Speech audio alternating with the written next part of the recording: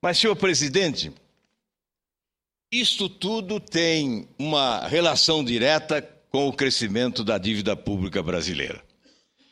Ela cresceu de forma assustadora nos últimos anos. E há, sem sombra de dúvidas, uma estratégia de escamotear a realidade da dívida bruta interna do nosso país. Já disse inúmeras vezes, e repito, armou-se uma bomba relógio de efeito retardado que pode explodir logo mais à frente, com consequências imprevisíveis. Há a dívida pública reconhecida pelo governo oficialmente e há uma outra, maior, não reconhecida pelo governo e que nós denominamos de dívida fantasma nos subterrâneos do Banco Central. Senhor presidente, a dívida pública do nosso país, segundo o governo, é de 1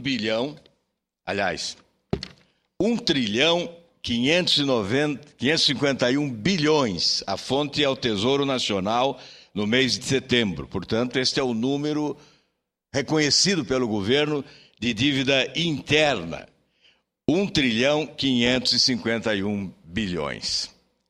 Há outros números que levam essa dívida para 2 trilhões e 300 bilhões de reais.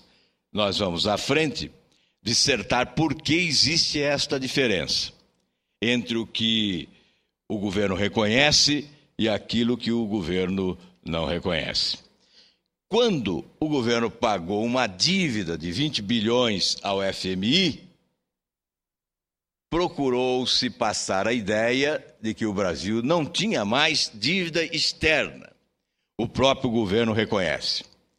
Há especialistas que dizem que a dívida externa brasileira é da ordem de 277 bilhões de dólares. O governo, através do Tesouro Nacional, informa que a dívida externa é de 94 bilhões. Portanto, são as diferenças. O governo Lula aprendeu a manipular.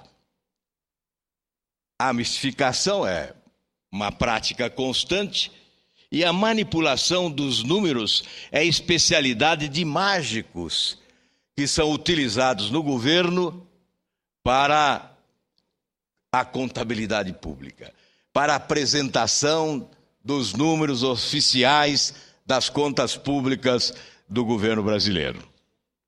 A dívida, se considerarmos os números oficiais apontados pelo governo, correspondeu em setembro a 41% do produto interno bruto.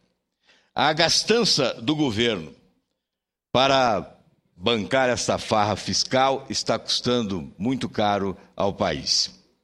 A emissão de títulos públicos pelo Tesouro Nacional para financiar as despesas resultou no pagamento de 139,7 bilhões em juros da dívida somente de janeiro a setembro, valor nunca registrado para um período tão curto, segundo o levantamento realizado pelo próprio Banco Central.